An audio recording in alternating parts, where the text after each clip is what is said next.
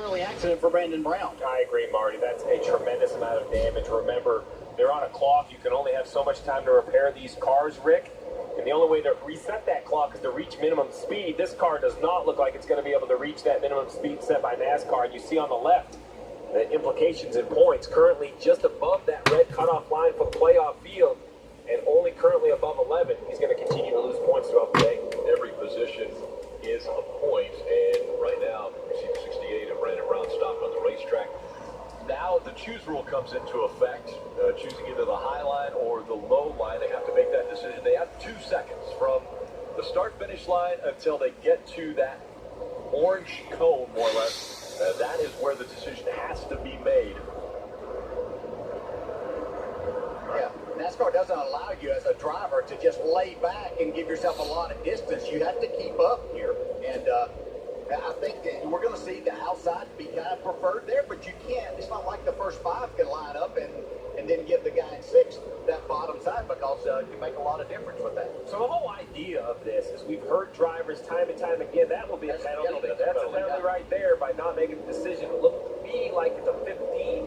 If I had to guess, if Howard looked like he hit the... Yeah, Colby Howard in the 15. Yeah. He just hit the box.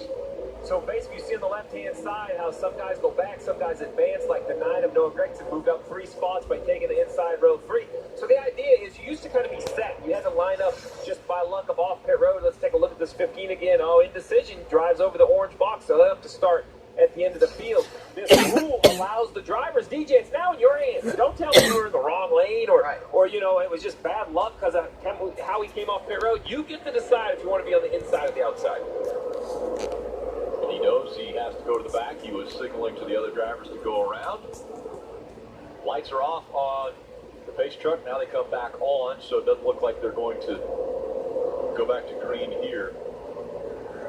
So the decisions that these drivers make, you see a lot of guys moving up positions because they chose that inside line. So the simplest way to look at it is if you look at Noah Gregson, inside row 3, the 9. He has plus 3 spots. He's lining up in what would be considered the 5th position. He was the 8th car on the racetrack.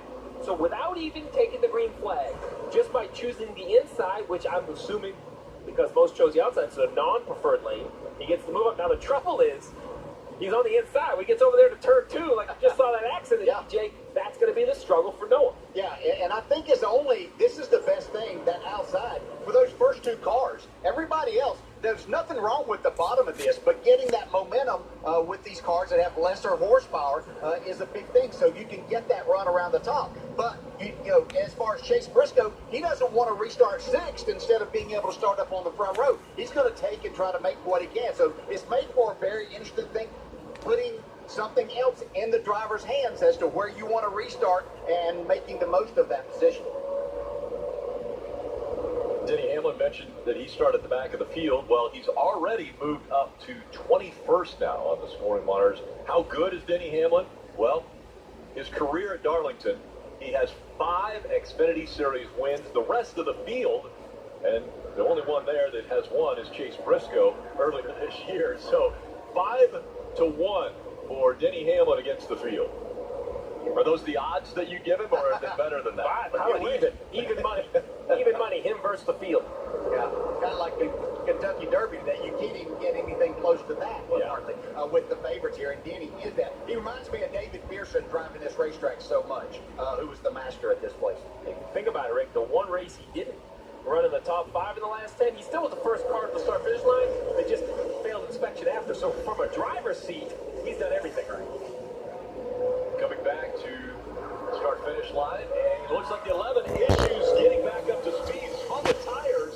Almost got turned around on the restart. Now the inside line moves. Briscoe's going to take the lead, and here comes the 10. Ross Chastain moves to 2nd. So that's not a penalty now, because the 11, the lead car, did accelerate first. He just spun the tires, so Chase Briscoe can beat him back to the start-finish line.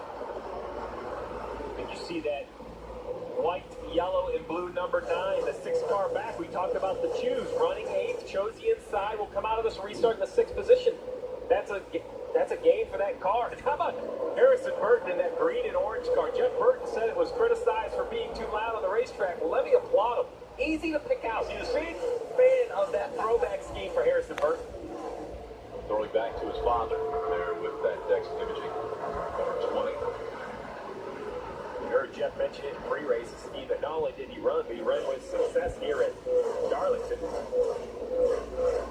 Yeah, and you have to tip your hat to the sponsors as well, because these sponsors, that might not even be close to what their normal color schemes would be, but allowing these drivers and teams to be able to put on these throwback paint schemes. And we see here, that's what Dad's paint scheme looked like, that gain at number 9.